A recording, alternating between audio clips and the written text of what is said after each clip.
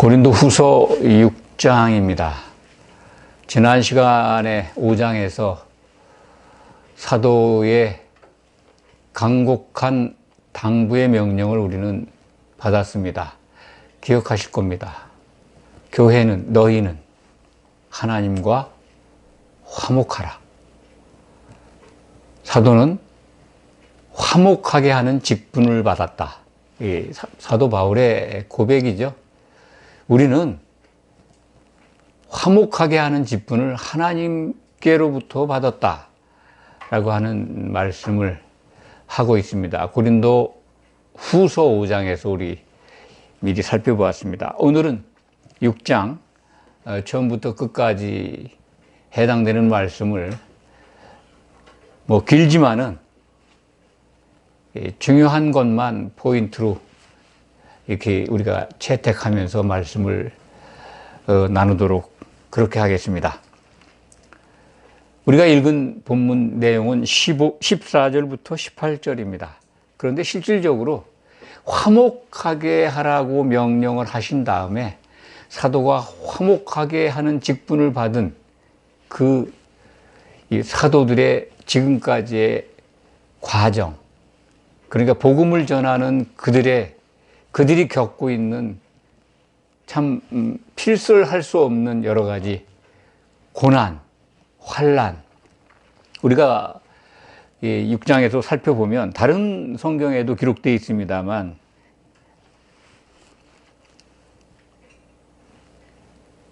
고린도후서 6장 4절 보시면 오직 사도들은 모든 일에 하나님의 일꾼으로 자천하여 많이 견디는 것과 환난과 궁핍과 고난과 매맞음과 갇힘과 난동과 수고로움과 자지 못함과 먹지 못함, 그런 가운데 오직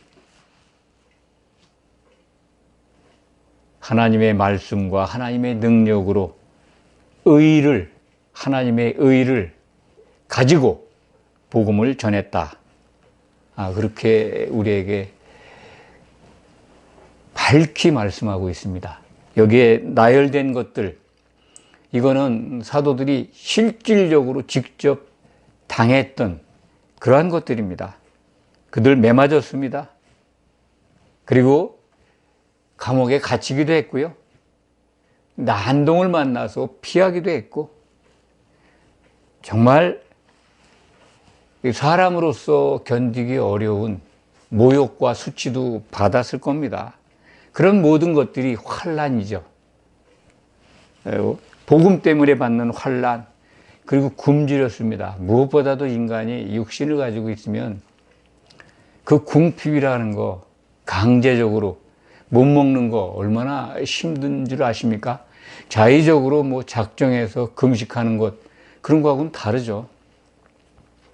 배고픈데 먹을 수가 없어요. 먹을 게 없고 아니면 먹지 못하는 강제적인 물리적인 폭력에 의해서 또 그런 것들이 제약받을 수도 있습니다. 그런 모든 것들이 고난. 그런데 정말 목숨을 걸고 하나님의 복음을 하나님의 능력으로 선포했다라고 지금 고린도 교회 성도들에게 강조해서 밝혀주고 있습니다. 사도 바울이 강조한 이 사도들이 직분을 수행하면서 당한 것들, 그런데 실질적으로 그렇게 온갖 곤욕과 수치와 모욕과 환난을 받았지만 9절에 보면 8절 이하입니다. 8절 이하에 보면 그러한 것들, 의의 무기를 가지고서 복음을 전했는데 거기에 영광과 욕됨으로, 영광도 있었지만 세상적으로는 욕됨을 받았다.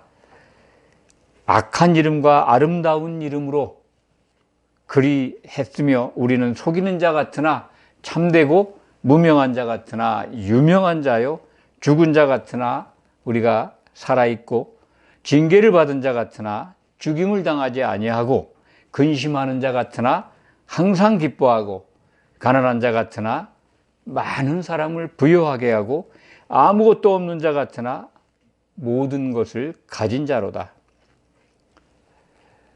이 말을 우리가 100% 이해할 수는 없습니다. 그렇지만 말씀에 기록된 2000년 지난 교회로 부름받은 우리 성도들은 사도가 증거한 말을 100% 받아들여야 합니다. 사도들은 자신들을 화목하게 하는 직분을 받았다고 합니다. 그것이 모두에도 말씀을 드렸습니다. 사도의 직분입니다.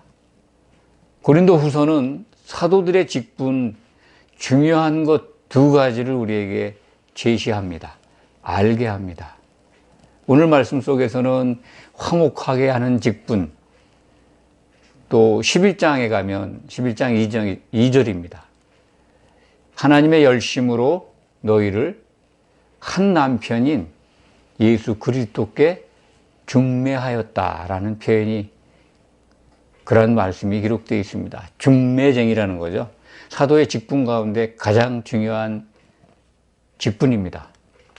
하나님의 뜻과 목적을 알면 중매쟁이가 얼마나 하나님이 기뻐하시는 일꾼이고 하나님이 직접 선택하신 하나님의 일꾼인 것을 우리가 실감할 수 있습니다. 그것을 확인할 수 있습니다. 하나님의 뜻은 창세전에 세우신 뜻이 변하지 않습니다. 하나님이시기 때문에 그 뜻은 절대 변하지 않습니다.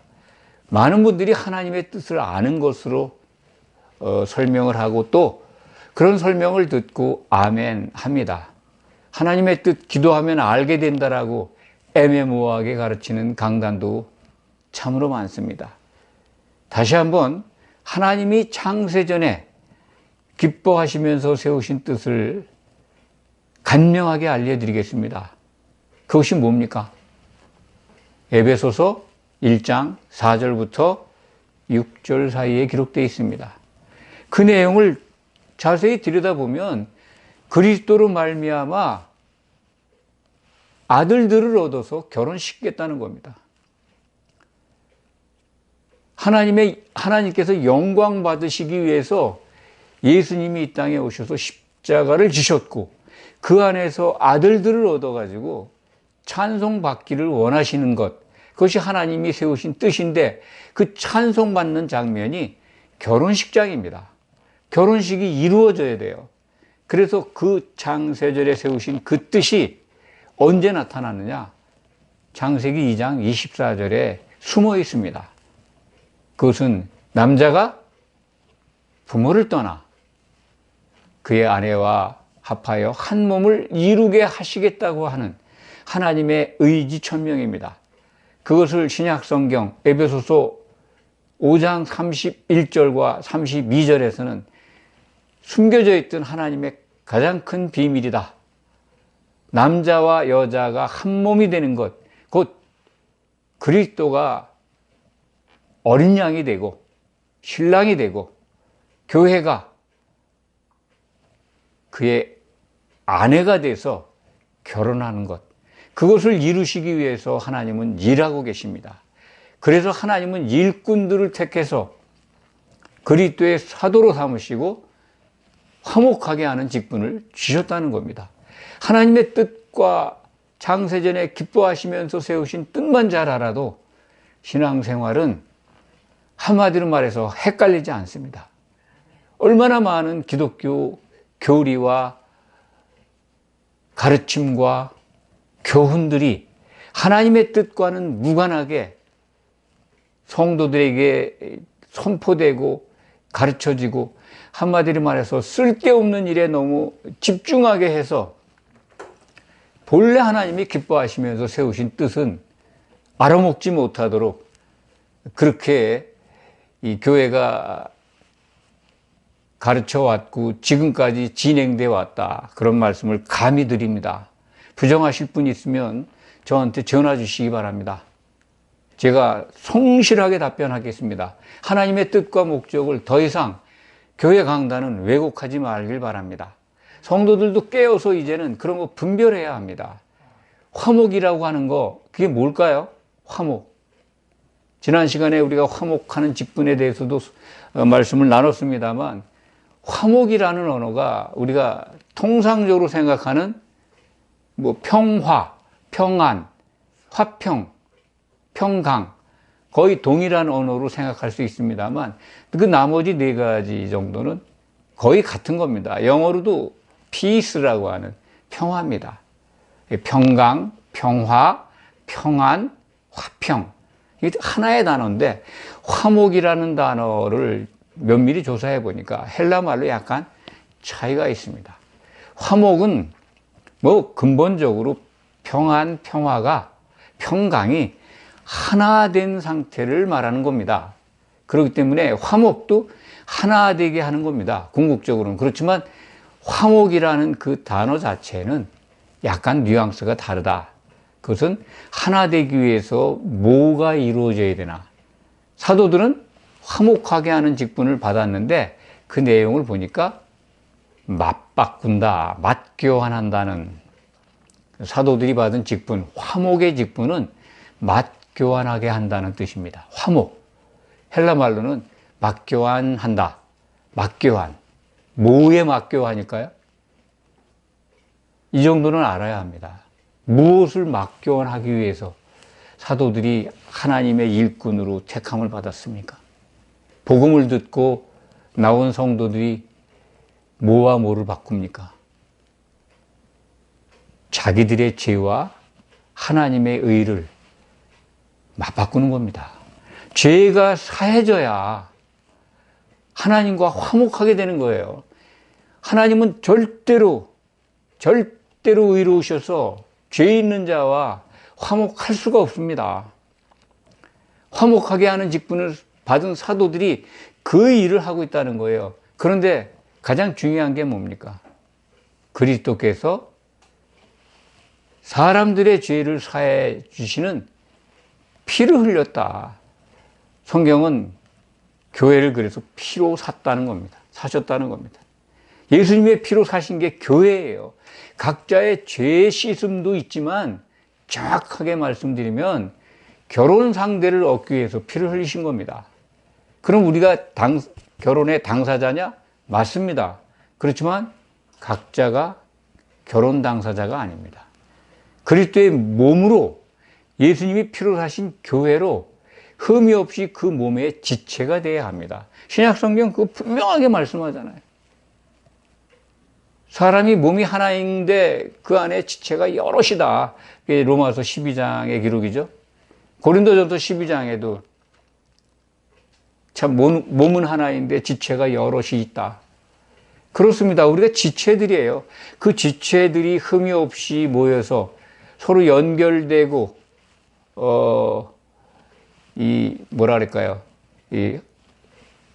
유기적으로 하나가 돼서 예수님의 몸을 이루는 겁니다. 그것이 이제 혼의 생각이 같아지는 거죠. 예수님의 피 속에 뭐가 있습니까? 예수님의 생각이 있습니다. 예수님의 뜻이 있습니다. 사람의 몸에 피가 있는 것은 사람의 생명의 본체가 그 안에 있습니다. 혼이 피가 있어야 살아있는 겁니다. 만약 피가 돌지 않으면 죽은 거죠. 육신적 죽음이죠. 그러면 혼은 육신을 떠나가게 되는 겁니다. 그래서 예수님의 피가 발린 교회의 지체가 안 되면요, 죽은 자예요. 성경은 죽은 자와 산 자를 그렇게 구별합니다. 교회의 지체가 된 산 자입니다. 혼이 살아난 거죠. 그런데 그것이 하나가 돼야 돼요. 하나가 되려면 화목하게 하는 직분을 받은 사도들에게 와야 합니다. 그래서 예수님도 그렇게 기도하신 겁니다. 또 유다서 1장 17절에 너희는 사도들이 미리 한 말을 기억하라 라고 명령하고 있습니다. 근데 교회가 진짜 기억해야 될 게 뭡니까? 사도들이 미리 한 말, 신약 성경이에요. 예수님의 생각을 전해준 거예요. 화목하게 하는 직분을 받은 자들이 기록한 겁니다. 그것을 이제 사도들이 아닌 다른 분들의 기록자의 이름 때문에 전체가 사도들의 말이 아니지 않습니까? 그렇게 의심하는 사람들도 있을 겁니다만 그렇지 않습니다. 기록자들은 다 사도들의 말을 듣고 기록한 겁니다. 한마디로 말해서 대필한 거죠. 허락받아서 허락된 하나님의 말씀으로 기록을 해서 예수님의 뜻과 목적을 알게 하고 하나님이 세우신 목적, 하나님의 통치 목적, 그걸 우리에게 알려주고 있는 겁니다. 교회는 하나님의 통치 영역 안에서 세워지고 있는 특별한 생명 공동체입니다. 신약 성경은 그것을 하늘들에 있는 직할 식민지다. 빌립보서에 기록되어 있죠. 그것을 이제 하늘 시민권으로 또 오해하는 분들이 많이 있습니다. 그렇지 않습니다. 하늘들에서 교회가 하나님의 특별한 직할 통치 영역이라는 겁니다. 식민도시다. 그 이제 로마 황제가 세운 빌립보라고 하는 도시, 그것을 이제 거기에 사는, 거기에 거주하면서 믿음을 갖고 있는 빌립보 교회 성도들에게 이해를 돕기 위해서 그런 표현을 쓴 거지, 사실은 하늘에 있는 시민권이라는 게 존재합니까? 시민권이 있습니까? 그렇지 않습니다. 시민권이라는 거는 결혼식에 참여하면 이기는 자 되는 게 시민권이겠죠. 억지로 그걸 풀이한다면 그건 이해를 돕기 위한 표현이지, 우리가 얻어야 될 자격은요, 어린 양의 한 신부가 되어서 이기는 자 되는 겁니다. 이기는 자가, 우리가 이기는 자들이 되면 한 신부로 단장을 해서 결혼식에 참여할 겁니다. 그런데 사도가 이 화목하게 하는 직분을 받았는데, 오늘 말씀 중요하죠. 고린도 교회 성도들에게 화목을 회방하는 일들이 나타나고 있는 거예요. 그들의 마음이 좁아져 있다고 그럽니다. 지적을 하죠. 11절에 너희는 고린도인들이여, 고린도 교회 성도들이여, 너희를 향하여 우리의 입이 열리고 우리의 마음이 넓어져 있다.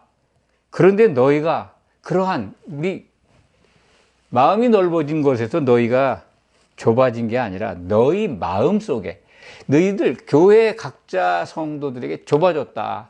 그 좁아진 이유가 뭐예요? 회방하는, 화목을 회방하는 자가 일을 하고 있다는 겁니다. 이게 창세기에부터 등장을 하죠. 꼭 기억해야 합니다. 이것을. 교회가 있는 곳에, 참된 교회라면 반드시 화목을 회방하는 자가 나타나서 일한다. 교회가 처음 등장한 게 뭡니까? 구약시대 교회로 보여진 최초의 교회의 모형이 나타난 최초의 하나님의 말씀, 창세기 2장이죠. 아담의 돕는 배피를,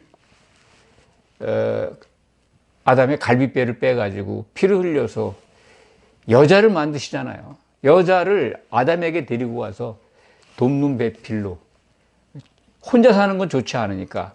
그러니까 아담이 혼자 있는 거는 좋지 않아요. 그래서 아담의 실제 모델인 예수님이 혼자 있는 건 하나님이 참을 수가 없어요. 그것이 하나님의 뜻이에요. 그 일을 이루시기 위해서 창세기에 아담, 그리스도의 모형인 아담이 에덴에 만들어지고 거기에 돕는 배필 여자, 아내가 주어진 겁니다. 그러니까 교회 최초의 모형은 아내예요. 아담의 아내. 그 아내가 나타났을 때 아내에게 누가 왔습니까? 제일 먼저 아담을 꼬신 게 누구예요? 뱀이잖아요. 교회가 출발하면 뱀이 탁 달라붙어서 회방한다는 걸 그 창세기서부터 보여주는 거예요. 그러니까 고린도 교회에 지금 화목하게 하는 일꾼이 갔는데, 아담과 하와가 하나 돼야 되는데 거기에 누가 딱 들어왔어요. 화목하게 하는 걸 갈라치는 13절부터 보면 이제 너희 마음을 넓혀라. 그러면서 14절에 화목을 회방하는 자들이 나타나서 일어나는 것들을 지금 가르쳐 주는 겁니다. 너희는 믿지 않는 자와 멍에를 함께 매지 말라. 멍에라는 건 이제 일의 도구입니다. 쉽게 생각하세요. 믿는 자, 하나님이 화목하게 하는 것을 받아들이는 자들이 화목을 저해하거나 화목을 모르는 자들과 어떻게 하나님의 그 일하는 도구를 같이 매일 수가 있습니까? 하나님의 일꾼, 사도들에게 같이 붙어 있을 수가 없죠. 멍에 매지 말라는 거죠. 그 멍에라는 게 뭐냐? 하나님의 일의 도구입니다. 그렇게 이해하시면 금방 쉽게 받아들일 수 있을 거라고 봅니다. 의와 불법, 맞아요. 불법은 죄잖아요. 모든 불법은 죄는 모두 불의고 하나님과 함께 할 수 없습니다. 그건 당연한 거예요. 빛과 어둠이 함께 할 수가 없습니다. 사귈 수가 없죠. 어둠에 빛이 비치면 어둠이 사라져야 되는데 사람들은 이 부분을 그냥 예수 이름만 붙으면 자기가 빛에 거하는 줄 알아요. 그렇게 어둠의 세력이 뭐 약한 줄 아십니까? 물러가는 척 했다가 다시 더 어두운, 더 꼼꼼한 걸 가져와 가지고 사로잡습니다. 그래서 평화가 없어요. 아는 것 같은데 또 전에 들었던 아주 고약한 것을 다시 기억하고 거기에 빠지려고 하고 자기 자신을 너무 신뢰하고 자기 자신을 너무 너그럽게 생각하지 마시기 바랍니다. 나는 공격받는 입장에 있다. 나는 노출되어 있다. 그리고 나를 공격하는 놈이 항상 있는데 그렇다면 또 다른 생각으로 자기 자신을 위로해 주시기 바랍니다. 아, 나는 정말 교회의 일원이 되어 있구나. 이렇게 하시기 바랍니다. 교회의 지체가 아니라면요, 아예 믿지 않는 자라면, 어둠에 있다면 마귀가 건드리지도 않아요. 나를 공격하고 나를 헷갈리게 한다? 아, 나는 교회 지체로 부름을 받았다. 그런데 내가 정말 깨어있지 않으면 내가 어둠에 잡힌다. 그리고 불법에 속한 자가 된다? 믿지 않는 자로 전락한다. 라는 것을 깨어서 자기 스스로 채찍하시기 바랍니다. 그래야 이기는 자 돼요. 15절 말씀이 그리스도와 벨리알이 어찌 조화되며, 여기 오늘 기록된 말씀들이 그 중요한 단어들이 계속 연결돼 나오죠. 함께 매지 마라. 함께. 어둠이 어찌 사귀느냐. 함께 사귐. 그 다음에 그리스도와 벨리알의 조화. 불가능하죠. 조화가 있을 수 없다는 거죠. 성도들은 그러니까 함께 매야 되고 또 그 다음에 사귀어야 되고 서로. 그 다음에 서로 성도들 간에 조화를 이루어야 돼요. 그 매개가 사도입니다. 사도들의 말을 들으면 이것이 이루어진다는 거죠. 믿는 자와 믿지 않는 자가 어찌 상관하느냐, 관계를 맺느냐, 이건 강조된 거죠. 그러니까 5가지 정도 되나요? 상관. 16절에 또 있습니다. 하나님의 성전과 우상이 어찌 일치되느냐. 일치할 수 없다는 거죠. 관계에 못 맺고, 그리고 조화를 이룰 수가 없고, 사귈 수가 없고, 함께 할 수가 없고, 멍에를 같이 맬 수가 없다는 겁니다. 이렇게 강조하는 거예요. 그게 누구냐? 그렇게 할 수 없는 것들을 하게 하는 게 교회가 태동하면서부터 탁 달라붙어서 일을 하는 마귀라는 겁니다. 옛뱀이 뱀이 사탄 마귀라고 요한계시록 12장에 가면 아주 밝히 일러주지 않습니까? 그래서 창세기 3장에 등장한 옛뱀, 용이라고도 하죠.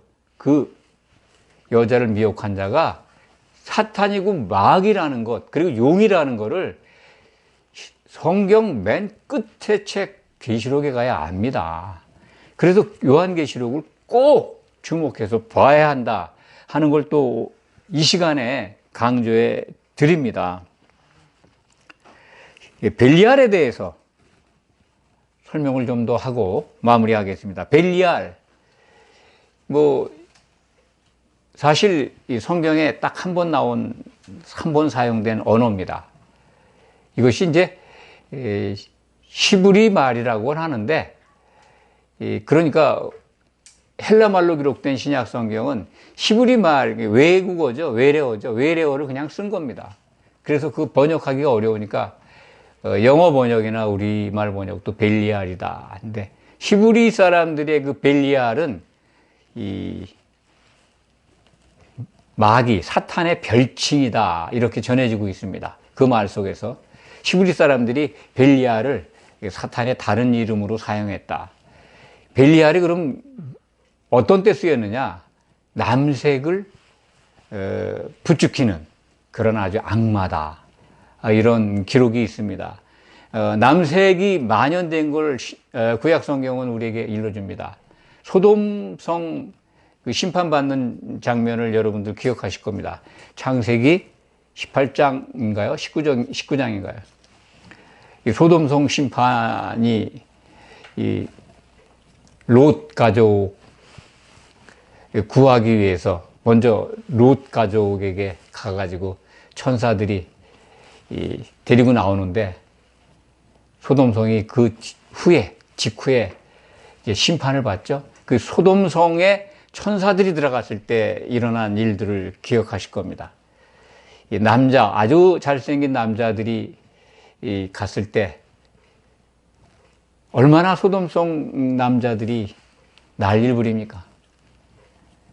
그 남자들하고 동침하겠다고 롯에게 그냥 달려들어가지고 내놓으라고 그러잖아요. 그러니까 소돔성에 그 만연했던 남색, 음행의 신이죠. 음행의 신인데도 아주 고약한 마귀의 아주 정말 나쁜, 그러니까 하나님이 가장 증오하시는 음행을 부추기는 악마다. 사탄의 다른 이름이다. 이렇게 이해하시면 됩니다. 그러니까 지금 오늘 말씀을 사도들은 중매쟁이에요. 결혼을 위해서 하나님의 일꾼이 됐어요. 그런데 벨리알, 결혼을 파괴하는, 예수님이 이 땅에 오셔서 피를 흘리고 하나님의 뜻을 이루기 위해서 일을 하신 것, 그것을 회방하는, 원천적으로 회방하는 자, 이게 벨리알이죠. 결혼 파괴자입니다. 에덴 동산에 나타났던 뱀이 한 게 그거잖아요. 결혼 생활을 파탄내게 한 거예요. 아담이 하나님의 명령을 받았는데 아내가 그 받은 명령에 대해서 알았을 거예요. 그래서 그걸 먹음으로써, 아내가 죽음으로써 아내와 한 몸을 이루게 한 아담과 아내가 한 몸을 이루어야 되는데, 그 하나님이 세우신 계획을 처음부터 어그러지게 했는데, 아담은 아내가 죽은 것과 같이 자기도 죽는 길을 택해서 선악과를 먹었잖아요. 육신은 살아있지만 영이 떠났습니다. 그 다음부터 하나님은 이 그리스도와 교회가 한 몸이 되도록 창세기 3장 16절 이후부터 이제 일을 하고 계신 겁니다. 하나님이 쉬지 않고. 그래서 그것이 완성이 되면 결혼하실 겁니다. 예수님이 오시면 결혼할 건데, 그 결혼을 회방하는 자가 벨리알이다 이거예요. 결혼을 원하는 교회가, 결혼이 오직 온전한 목적인데 그걸 회방하는 벨리알과 어떻게 조화를 이루겠느냐, 그런 말씀입니다. 하나님의 말씀은 반드시 이루어집니다. 그래서 우리 18절에 가면 구약 성경을 이렇게 예를 들었습니다만, 16절 이하 18절까지 보면 구약 성경에 기록된 말씀이 인용되어 있습니다. 그래서 이기는 자가 되면 하나님의 아들들이 됩니다. 여긴 뭐 너희는 내 백성, 내 자녀가 된다고 했는데 그 구약의 표현은 그렇습니다. 백성입니다. 그런데 신약의 최종적인 이기는 자들, 승리한 자들, 결혼에 꼴이 나는 자들, 결혼식에 참여하는 자들, 하객이 아닙니다. 이기는 자는 신부가 되는 겁니다. 한 신부로 준비되는 겁니다. 하객으로 또 생각하니까 이 복음이 엉클어졌습니다. 그래서 오늘 말씀은 우리가 이기는 자가 돼서 하나님의 아들이 된다 하는 것을 이제 또 우리에게 보여주고 있습니다. 꼭 이기는 자가 되어야 합니다. 기도하겠습니다.